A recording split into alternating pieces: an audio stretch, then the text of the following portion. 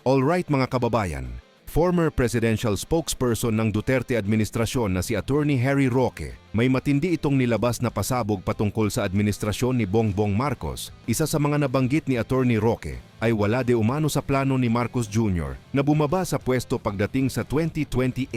Ito po ang eksaktong sinabi ni Attorney Roque. Meron po akong nakausap.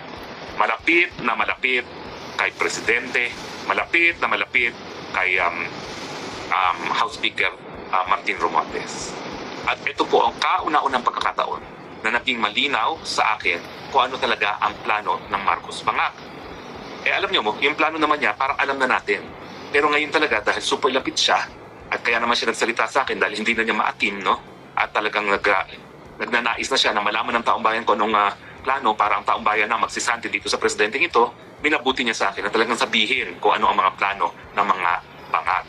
Unang-una, hindi lang po siya mag-i-stay hanggang 2028. Plano po talaga ni Marcos Bangag manatili sa pwesto beyond 2028. Paano nila gagawin yan? Sa pamamagitan pa rin po ng charter change. Totoo po yan. Buhay pa rin ang charter change.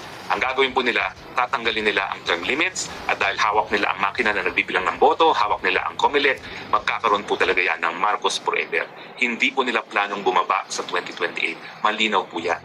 So sa mga dilawan, sa mga pulahan na nagsasabi na mas mabuti pang mag-antay ng 2028 kaysa tanggalin si Marcos at paupuin si Inday Sara Duterte, I have news for you.